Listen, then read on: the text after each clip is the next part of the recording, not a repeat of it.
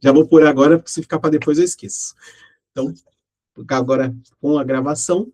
Boa noite a todos, a todas novamente. Hoje a gente vai tratar aqui do tema do nosso encontro, que é o significado existencial e o espiritismo, o espiritualismo, né? O que esses dois têm a ver? O que é o significado existencial?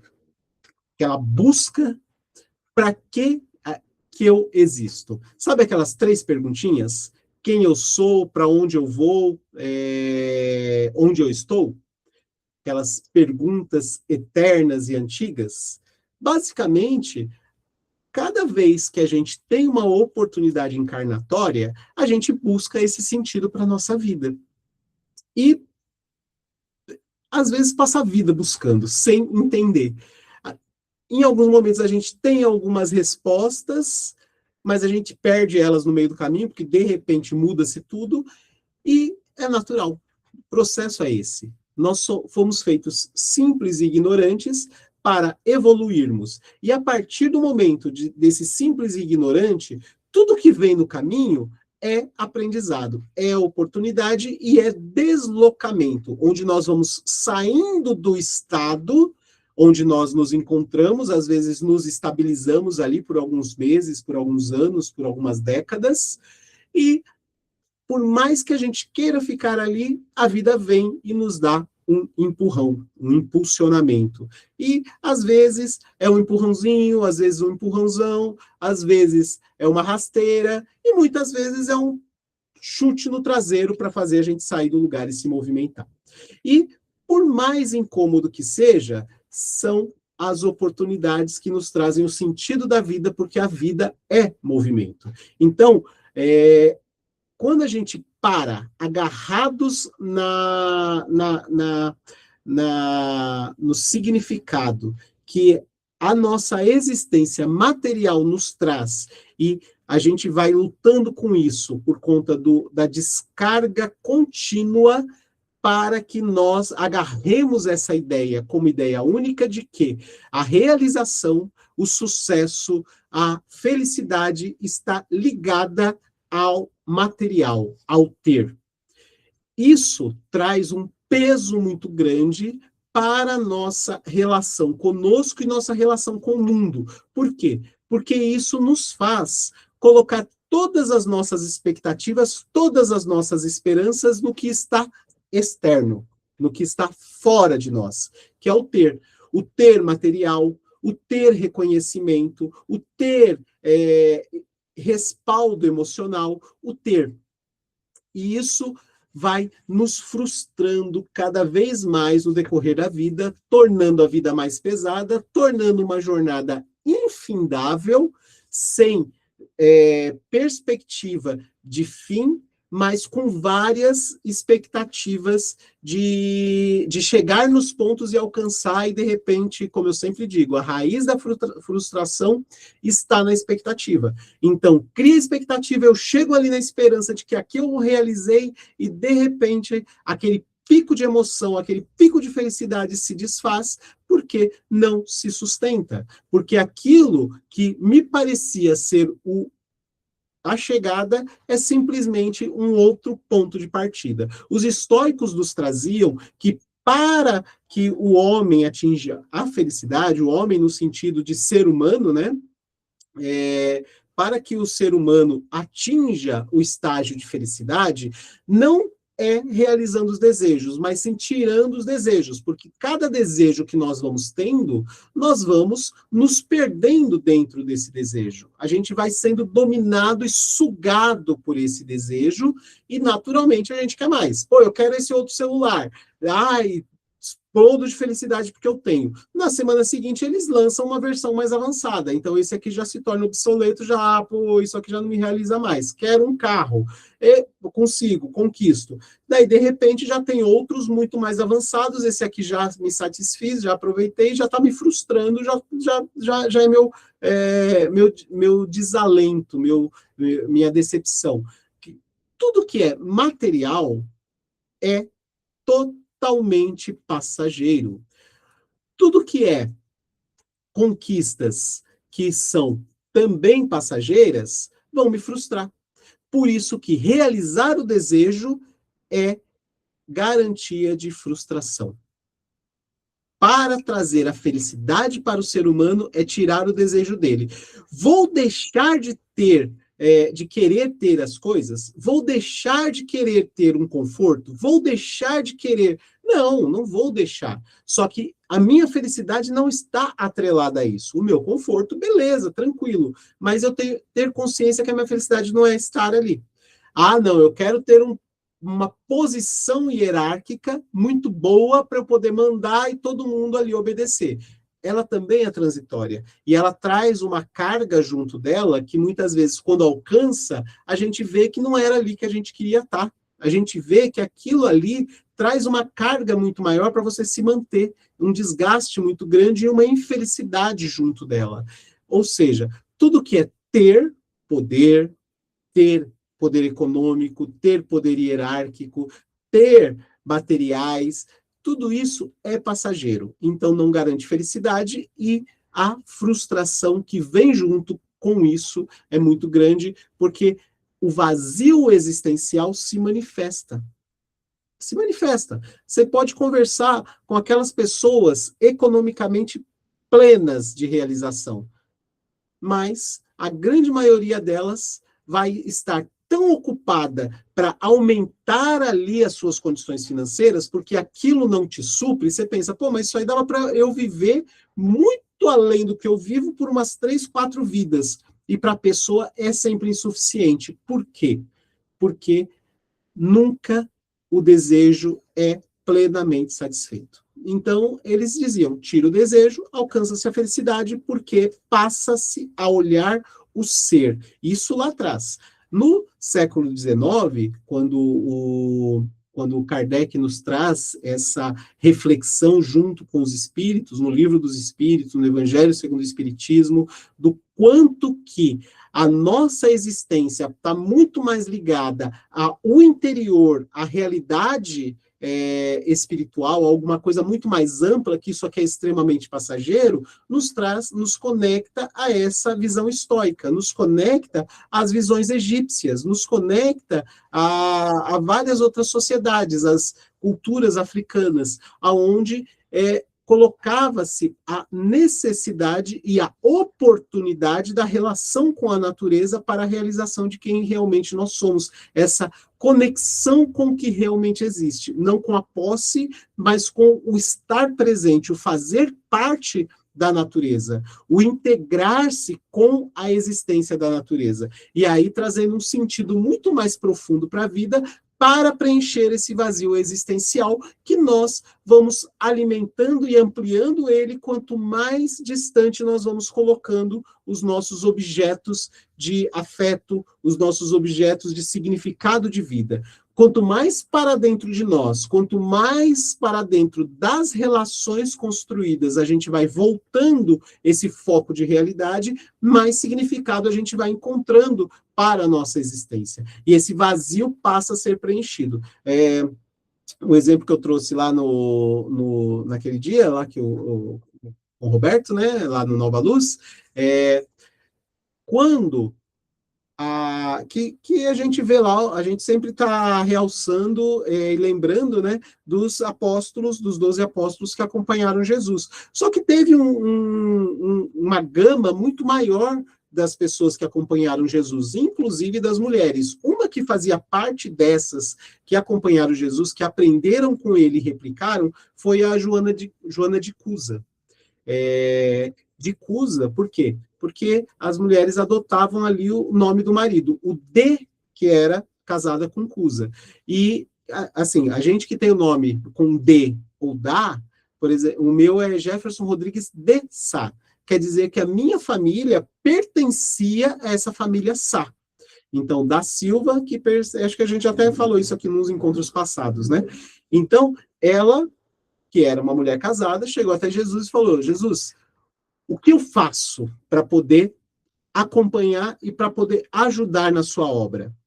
E aí dela, o que ele pediu?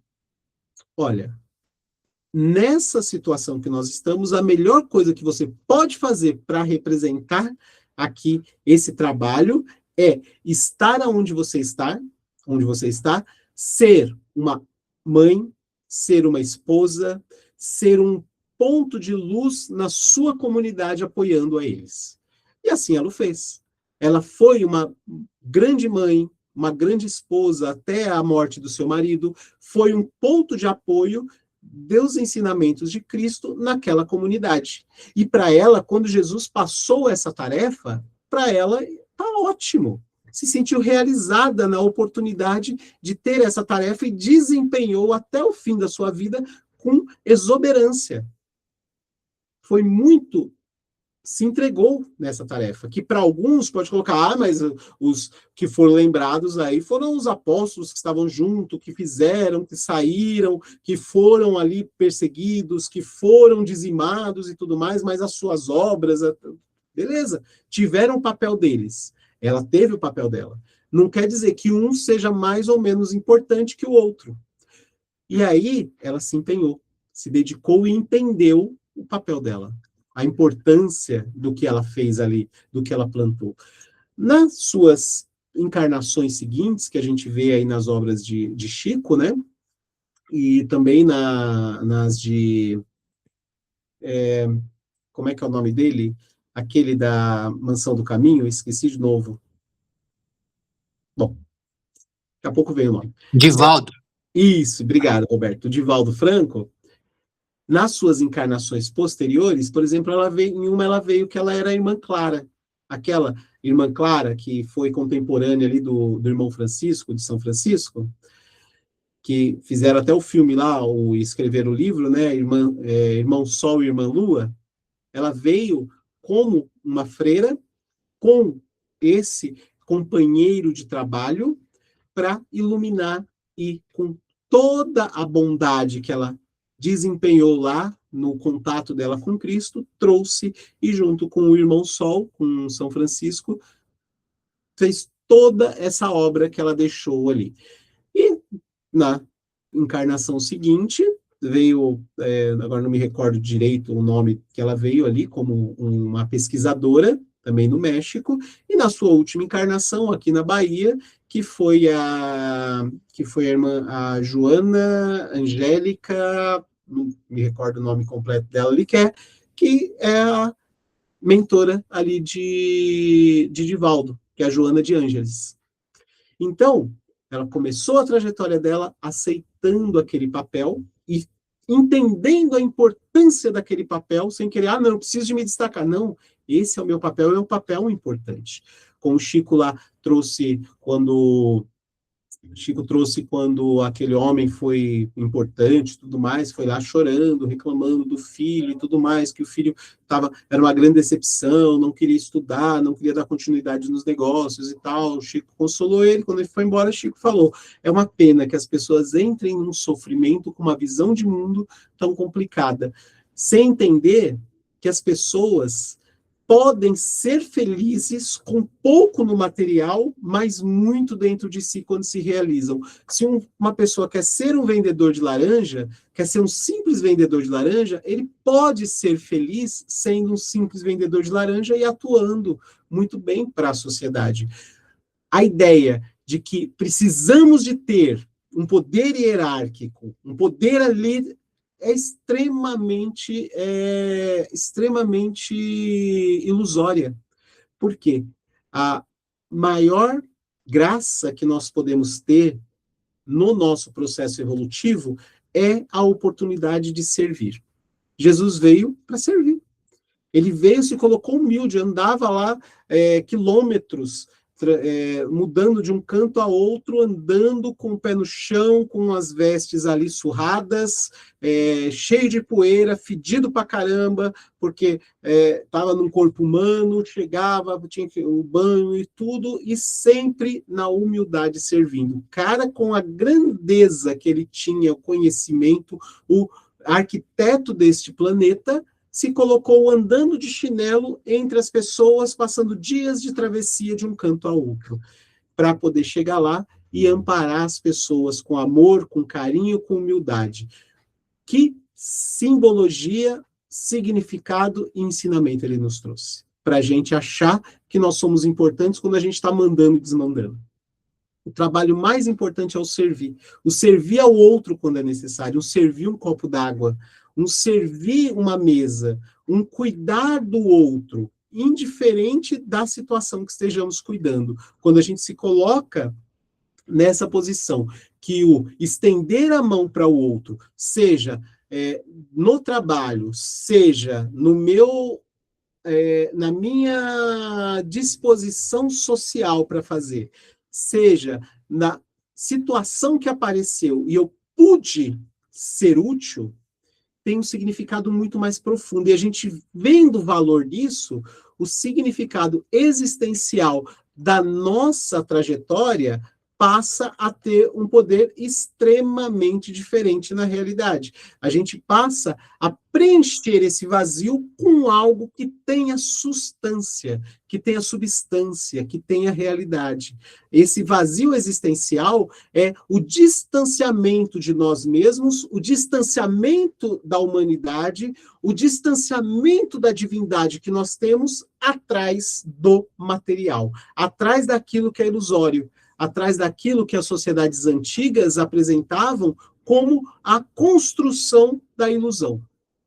E aí, quanto mais nós vamos percebendo isso, mais nós vamos podendo colocar o pé no chão e entender que o ter nos distancia da nossa existência fundamental, que é sermos. Quem nós somos? A gente já se fez essa pergunta? Quem eu sou? Essa pergunta é fundamental. Quando a gente olha no espelho, lembram lá do exercício do espelho que a gente fez lá no começo, quando a gente estava ainda no curso da fraternidade, daí depois a gente, acho que em uma ou duas situações ali, a gente trouxe de novo esse exercício de pararmos, olhar no espelho, olharmos ali nos nossos olhos, na bolotinha dos nossos olhos, e nos ouvir e conversar conosco mesmos. Qual foi a última vez que a gente fez esse exercício de pararmos, nos ouvirmos e nos perguntarmos quem eu sou? Se a gente fizer isso agora, qual vai ser a nossa resposta? Se a gente parar agora, reflitam. Busquem aí um pouquinho nesses momentos aí, nesses pequenos segundos. Qual seria a resposta desse olhar na bolotinha dos seus olhos e perguntar para vocês mesmos: quem sou eu? Resposta seria algo profundo ou seria algo mais superficial, mas no seu ser externo? Na sua profissão, na sua formação, na sua posição dentro da família? Ou seria algo mais profundo? Quem eu busquei me tornar? Qual a minha personalidade? Qual os meus objetivos? Quais as minhas realizações como ser? Não realizações materiais, não posses, mas as minhas realizações nos trabalhos voltados à espiritualidade, voltados à humanidade para as pessoas. Em qual categoria nós classificaríamos a maior parte das nossas respostas quando a gente olha para o espelho e pensa quem eu sou? Reflita um pouquinho. Levem para dentro de vocês. Levem essa reflexão, essa pergunta, não como uma crítica, não estou criticando ninguém, não estou falando se tem certo ou errado, mas para nós, no estágio que estamos hoje, como nós nos olhamos, como nós nos vemos, como nós nos percebemos atualmente aqui nesse estágio que estamos. E a partir daí, a gente vai se preenchendo, se ressignificando com essa perspectiva de que o mundo é muito maior do que aquilo que a gente consegue observar. Mesmo com os estudos voltados para a espiritualidade, para as energias, para a amplitude muito maior da realidade do que essa material, hoje a gente ainda agarra muito no material. É uma autoavaliação. Ah, mas eu não... Beleza, tranquilo. Não estou fazendo julgamento, mais uma vez.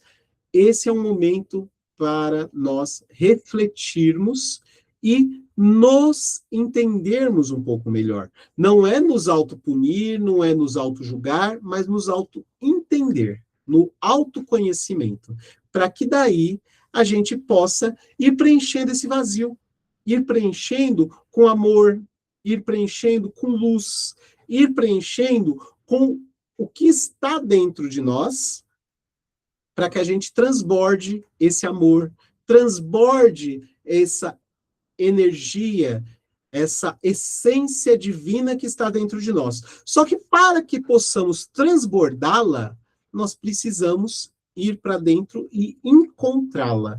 Quando a gente coloca em algo externo, a gente se distancia dela. E ela sempre esteve conosco. O nosso maior trabalho que nós temos é imergir para reencontrar isso e trazer para fora. Quando a gente coloca no externo, a gente se distancia dela. Como dizia Jung, quando eu olho para fora, eu sonho. Quando eu olho para dentro, eu desperto, eu acordo, eu encontro essa essência. E aí, a gente faz essa mediação entre o que está em nós e o que está fora de nós. E a partir daí, a gente vai percebendo que o outro que convive conosco, na verdade, ele não está fora de nós. Ele tem uma essência divina dentro dele. Como consequência, o outro faz parte de nós. Ou seja, não existe outro. Eu ficar com raiva de alguém quer dizer que eu estou com raiva de mim mesmo, porque aquele faz parte de mim. Às vezes faz parte da minha sombra, mas ainda faz parte de mim. Eu ficar consciente de que essa atitude é a atitude da qual eu quero me afastar e desconstruir essa atitude de mim é um autoconhecimento. Mas não é a pessoa, mas é a atitude. E aí a gente vai percebendo o quanto nós temos dentro de nós. E vai percebendo o quanto nós participamos em todas as realidades das quais nós fazemos parte. Por exemplo, para quem trabalha com cuidados, com terapias energéticas, um reiki, um jorei, um passe, umas aplicações de energia, massagem bioenergética e assim vai.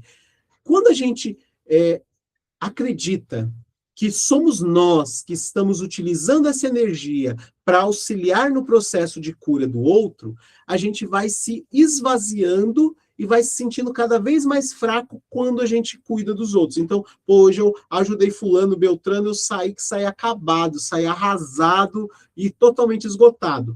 Porque, de fato, a gente busca utilizar a nossa energia, não que não utilizemos, tem um pouco da nossa energia anímica quando nós fazemos esses cuidados, que é a nossa energia que a gente coloca ali. Só que quando a gente tenta fazer isso com a nossa energia, naturalmente a gente sai um caco. Quando a gente entende que esse processo é algo que está para além de nós, que nós somos mediadores, nós mediamos essas energias da natureza, do plano divino, do cosmos, a gente é um mediador de energia, e tudo aquilo que nós pegamos, você vai conectar, você vai conectar um fio no outro. Por exemplo, vou pegar a energia desse lado e vou trazer para esse lado. Então, eu vou colocar esse cabo aqui. Eu coloco o cabo, mas eu não ancoro ele, não aperto. Eu vou puxar uma energia forte aqui e ela vai se perder no caminho. A hora que chegar aqui, ela vai só faiscar. Só jogar um pouquinho de corrente, às vezes não vai nem acionar esse ponto de energia do lado de cá. Ancorei, fixei bem o cabo de energia aqui. Fixei bem o cabo de energia aqui. Essa energia potente que sai do lado de cá, ela vai se desgastar no caminho, mas ela vai chegar forte do lado de cá.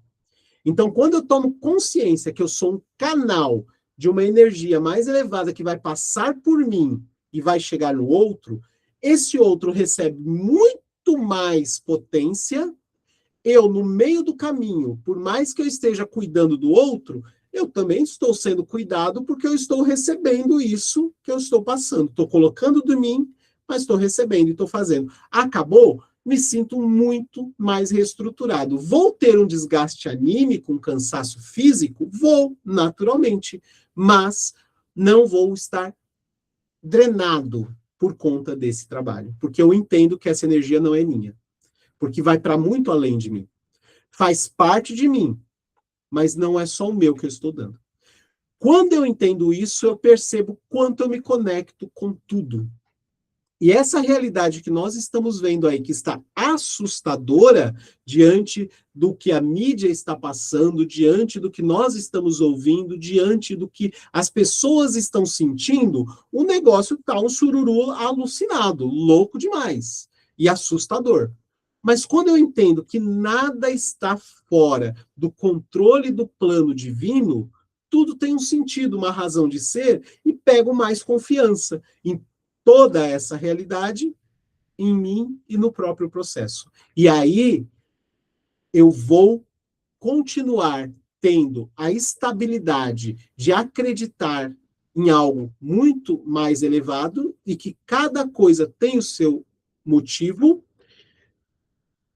equilibrar-me, me centrar melhor e, com isso, ancorar essa energia de consciência. Vou ter mais segurança e saber separar o que é meu e o que não é. Trabalho as minhas situações, as minhas loucuras, os meus surtos, porque eu passo a me entender melhor e passo a entender o que é do outro, respeitando o limite de cada um e respeitando o meu autoconhecimento. Esse vazio existencial, ele passa a ser preenchido por um sentido de presença, por um sentido de utilidade para a sociedade, indiferente do que eu esteja fazendo, que seja preencher, entregar um copo de água, que seja ser um ombro amigo e às vezes até de boca fechada, porque às vezes a pessoa que ela mais precisa é de um ombro para chorar, de um tapinha nas costas e às vezes até chorar junto. Pô, eu não sei o que dizer, então esteja presente. E aí a gente vê que, de repente, essa presença foi muito mais potente do que 1000 palavras que eu poderia colocar, discorrer, e às vezes a pessoa está tão quebrada que ela só precisa uma troca de energia, de sentimentos, de emoções. Como que eu vou saber disso? Estando presente. O que nos preenche também desse vazio existencial é estando presente em cada situação. Porque a gente busca estar em todo lugar, ou lá no passado, que gera muita depressão, ou lá no futuro, que pode nunca acontecer, que é o que gera a nossa ansiedade. E aí eu me distancio do único lugar que eu tenho poder verdadeiro, real e sentimento, que é o agora. Ou seja, estar presente nos ajuda nessa ancoragem do significado da nossa existência, para eu poder me entender e encontrar comigo. Bom, já estourei aqui o tempo para a gente poder fazer aí o nosso exercício prático, né? Alguma dúvida até aqui, gente? Tem alguma coisa, alguma colocação que vocês queiram trazer nesse sentido, desse tema de hoje? Ou a gente pode ir lá para o nosso exercício prático e daí depois a gente faz as considerações aí das sensações do exercício? O que vocês querem? Nenhuma dúvida. Da minha parte, né? Eu senti até minha mente crescendo com tanta informação. Que bom. Bom, então, vamos lá, né, gente? Deixa eu partilhar aqui com vocês. Vamos, então, para a nossa parte prática. Se coloquem aí numa posição confortável, tranquila. Espera aí que eu esqueci aqui como é que partilha. Ah, lembrei. Me perdi aqui um pouquinho. Se coloquem aí numa posição confortável, tranquila. Quem quiser conseguir aí dar uma diminuída na luz para nossa concentração, nossa pineal aí dar essa harmonizada, fiquem à vontade. Como é que tá aí o som para vocês? Tá saindo, tá dando para ouvir o som em minha voz? Tá muito baixo, muito alto? O som pra mim tá baixo. Perfeito, então. Então vamos lá. Vamos inspirando bem profundamente, soltando vagarosamente, relaxando a mente, o corpo, o espírito. Vamos sentindo a temperatura do ar entrando, a temperatura do ar saindo.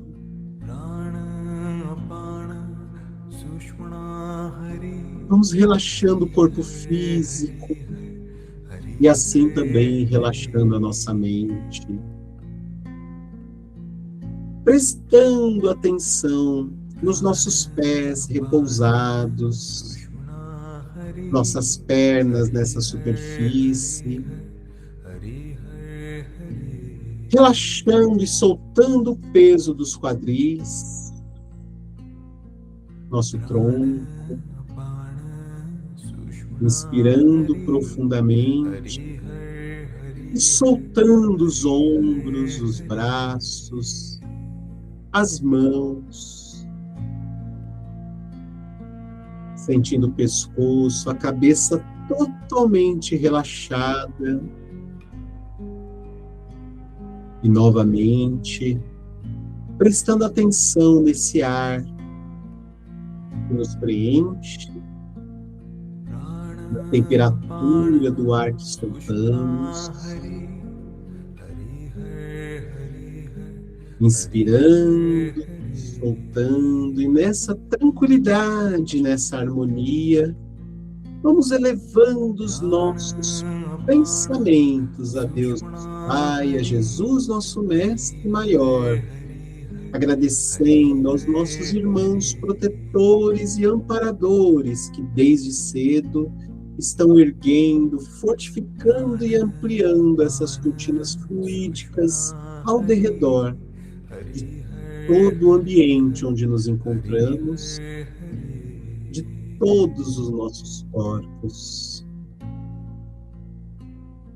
Vamos sentindo essa paz que nos permeia, que nos preenche e nos eleva.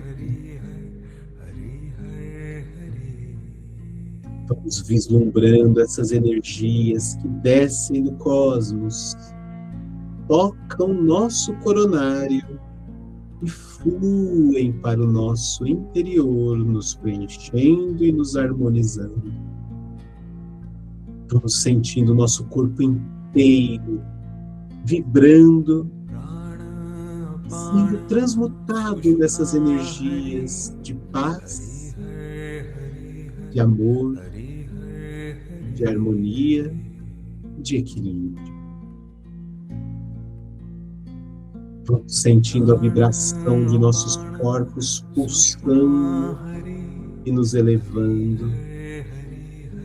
Vamos sentindo-nos cada vez mais leves, sentindo-nos como se estivéssemos acesos como lâmpadas incandescentes que neste momento vai se expandindo por todos os nossos corpos, pelo nosso corpo físico, nosso corpo áurico, nosso corpo astral, se acendendo, se expandindo e nos conectando com o divino que habita em nós, com o divino que habita em nossos ambientes, em nossos lares, com o divino que está em tudo, no ar que respiramos, no chão que pisamos, com o divino que está ao nosso lado em nossas caminhadas, com o divino que se apresenta naquele que estende a mão para nós, com o divino que está naquele para quem estendemos as mãos. para ajudar. Vamos nos sentindo agora em uma leveza muito mais profunda. E nessa leveza, vamos ouvindo o nosso interior vibrando suavemente, se comunicando harmoniosamente conosco. Nesta leveza em que nos encontramos, vamos vislumbrando o nosso próprio ser projetado à nossa frente. Com os olhos fechados, vamos abrindo os nossos olhos astrais, nos vendo projetados à nossa frente, como se estivéssemos frente a frente com a nossa essência, frente a frente, com o cristalino dos nossos olhos. E neste momento, vamos nos permitindo conversar mentalmente com o nosso eu superior, com o nosso eu interior. Vamos nos ouvindo, vamos nos permitindo expressar e manifestar a nossa impressão, respondendo: quem sou eu? Deixemos vir naturalmente essa resposta de nosso interior. Quem sou eu?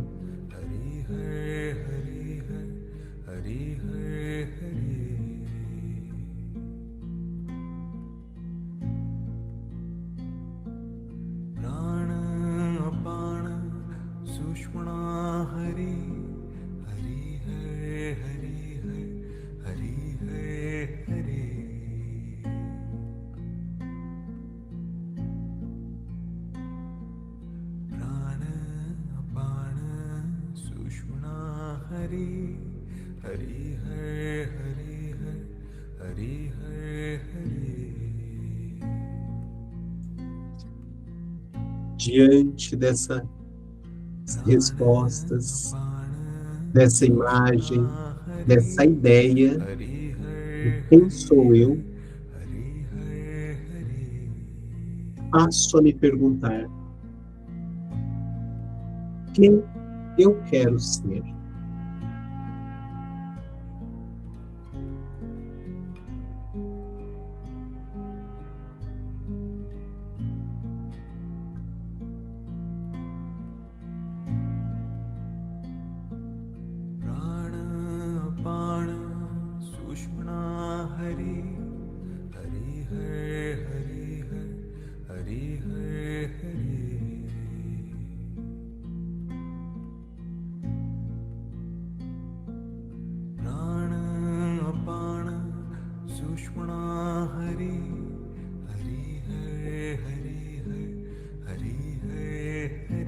Diante dessa ideia, diante dessa reflexão dentro de mim, de quem eu quero ser,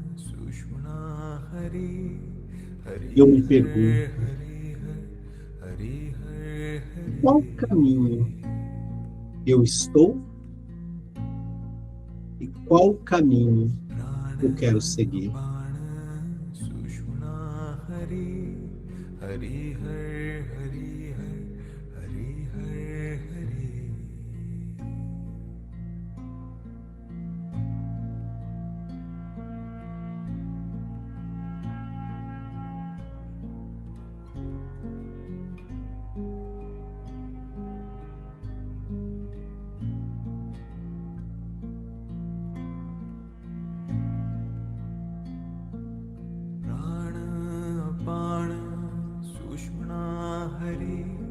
diante deste caminho, desta reflexão, desta abertura para dentro de mim. Vou inspirando agora bem profundamente, movimentando vagarosamente os dedos das mãos, movimentando os músculos dos braços, sentindo o meu corpo físico e vagarosamente movimentando meus braços e me dando um abraço bem caloroso, bem forte. Vamos nos abraçando, nos acolhendo, nos conectando conosco mesmos neste reencontro com a nossa essência. Abracem-se o mais forte que puderem, se entreguem neste momento, neste acolhimento, neste cuidado. Deixe fluir e expressar a emoção deste momento. Se der vontade de sorrir, sorria. De chorar, chore. Deixe o seu corpo extravasar esse momento, esse calor que os braços trazem, o acolhimento traz. Sinta-se nessa entrega e nesse amor. Plenos nesta conexão e nesta comunhão. Vamos agradecendo a esse nosso eu interior, nosso eu superior. Agradecendo aos nossos irmãos de luz, ao nosso Pai Eterno, a nossa Mãe Santíssima, e retornando nossa consciência, retornando nossa percepção de nós,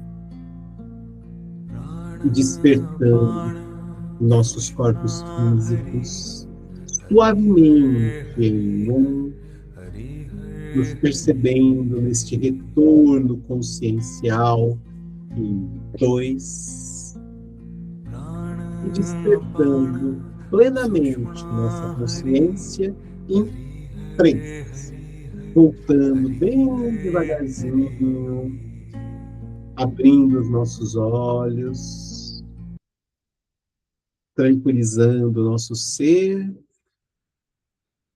e retornando bem harmoniosamente. Todo mundo de volta? Jana, Mari, Roberto, Ale, Josi, tudo bem. Márcia, tudo bem. Mara, Betânia, Claudinha, estão por aí também? Retornaram? Trouxeram todos os pedaços? Ah, a Mara está aí, Claudinha, perfeita. Estamos todo mundo de volta, que bom. Que bom. Bom, eu vou cessando a gravação por aqui, né? Agradecendo aí a todos. E aí a gente faz a nossa partilha aqui das percepções, das sensações no privado, tá bom? Então, estou parando aqui.